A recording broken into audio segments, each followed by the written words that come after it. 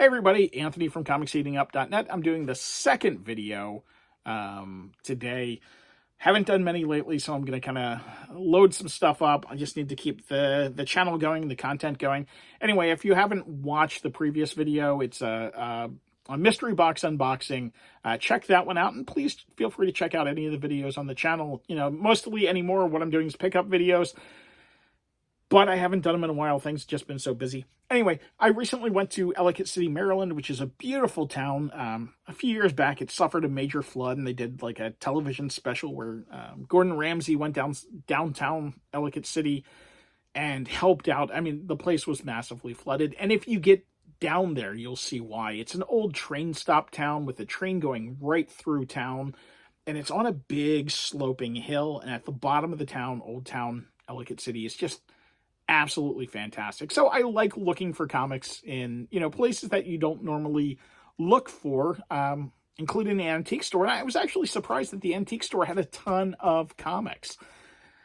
Yeah, I was really surprised. There's also a video game store that had comics, and kind of an oddity store. It was like a horror store. I'll show, there was a really cool Frank Cho Venom on the wall, which was neat.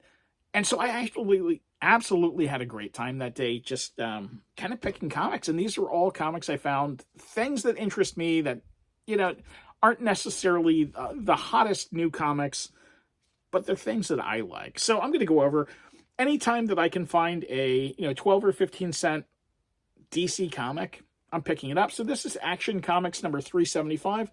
Not the greatest of shape, but I paid $3 for it. So yeah, adding it to the pile. It's one of the issues that I don't have. And again, 12 cent DCs, 15 cent DCs, any really 12 or 15 cent book I'll pick up. Next up, this one was cool.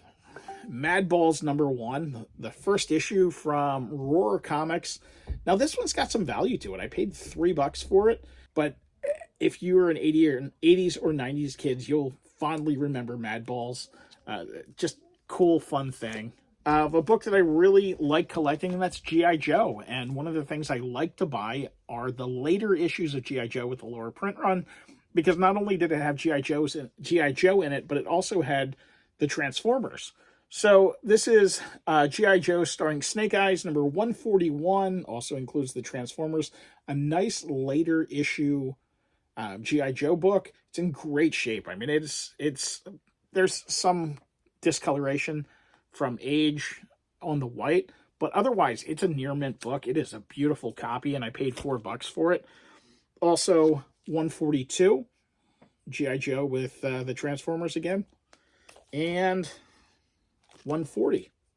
There are issues that I don't have, and they're those later issues of value. Next up, I found another antiques booth. I found those at the video game store, which is higher up. But I couldn't pass them up. They have their store, and then they also have a booth down in the antique store that I found.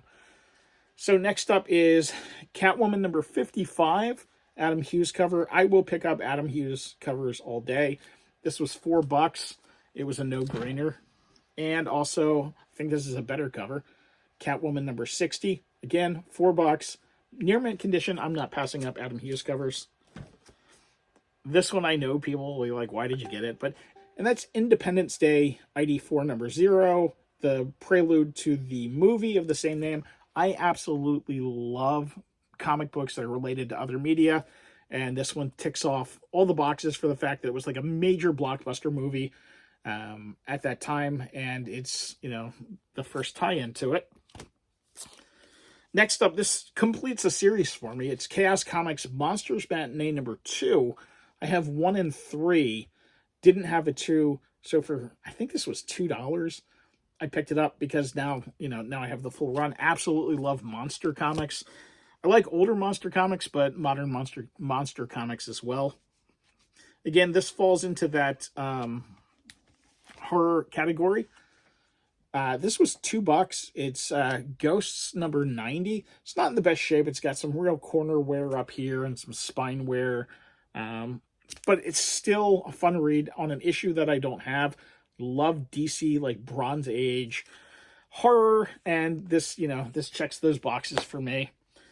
The last two are movie-related books. Again, these are ones that like, most people are probably going to pass by, but I absolutely love seeing these and buying them. First up is The Black Hole #1, Disney's mega sci-fi flop. But the book has some value. It's put out by Whitman. It's a cool book to have. I was thrilled to see it. I mean, I know that the movie wasn't good, but I loved the toys as a kid, and now I finally have, probably again, I think I had this when I was younger, a copy of it for $3. I was taking it. The last two are from the same movie, and I was absolutely jacked to see this because I never really realized they made a comic book adaptation of this movie, and it was like one of the best 90s sci-fi horror movies. Natasha Henstridge was just absolutely gorgeous in this movie. It didn't shy away from, nudity at that time. It was just a cool movie. H.R. Giger did the alien design in this movie. And of course, that's Species. So I was able to find #2 and #4. And I've since ordered 1 and 3, so I'd have the whole set. I placed an order from my comic shop and got those coming in. Anyway, that's what I picked up. Let me know what you think in the comments. As always, please like, subscribe, comment. All that stuff helps keep things going. I appreciate you watching. I'll see you soon.